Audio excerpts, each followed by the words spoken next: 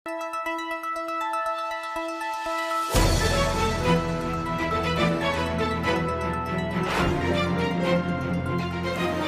देख रहे हैं मुल्क का सबसे ज़्यादा देखा जाने वाला न्यूज़ चैनल सच्चाई न्यूज़।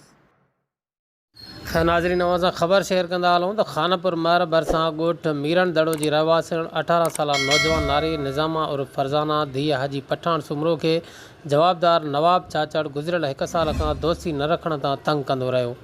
जंहिं बैदि गुज़िरियल राति मासड़ वटि ॻोठ लाखो लंजार में तरसियल नारी नظامان और فرزانا سومرو सां राति जो हथियारनि जे ज़ोर ते ज़्यादतीअ जो निशानो बणायो वियो आहे।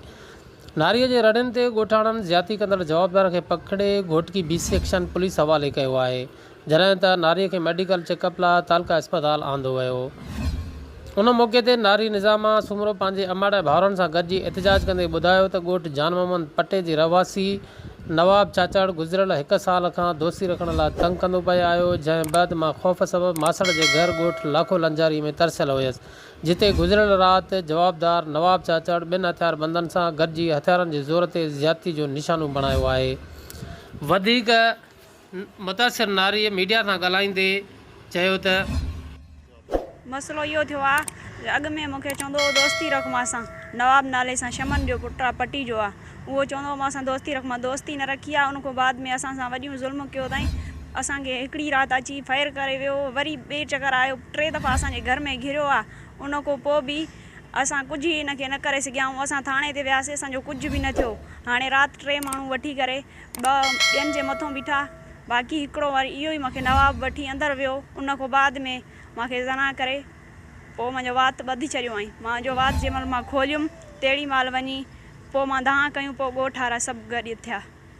उन खां पोइ इहो हिकिड़ो ई पकड़िजी वियो आहे, बाक़ी ॿियनि जी का ख़बर न आहे। तव्हांखे इंसाफ़ खपे। चवंदो त मां सां ठहो छोकिरी माना नानी सां दोस्ती रखी, उन खां पोइ 3 चकर आयो, माना 1 चकर बि ईअं पिस्तौल हणे पियो छोकिरे खे, वरी वियो हलियो जागी पियासीं। 2 चकर आयो, कहिड़ो कयोसि मुंहिंजे पुट ते 5 माना गोलियूं हलायईं सिधियूं। उन खां पोइ हिन ॾाढो असांखे तंग करे छॾियो। उन खां पोइ असां छोकिरी जेको आहे त वञी करे मासी जे घर छॾे आयासीं। राति वञी करे 3 माण्हू वठी करे छोकिरी सां माना गंदो मसइलो करे पोइ जेको आहे त उते उनखे बूथ ॿधी करे छोकिरी जो जंहिं महिल ॿाहिरि निकिती मुंहुं खोलियईं, दहा कयईं त ॻोठारा आया। पोइ जेको आहे त उनखे पकड़े ॻिधऊं, नवाब नाले सां शमन जो पुटु आहे, पटी जो आहे। जो इंसाफ़ कयो, असां सां वॾो ज़ुल्म थियल आहे, न असांजो को ॿुधे थो न करे थो। असां ग़रीब मां रन ज़ाल आहियां, मां ॿियो काॾे वेंदमि, असांजो इंसाफ़ खपे असांखे।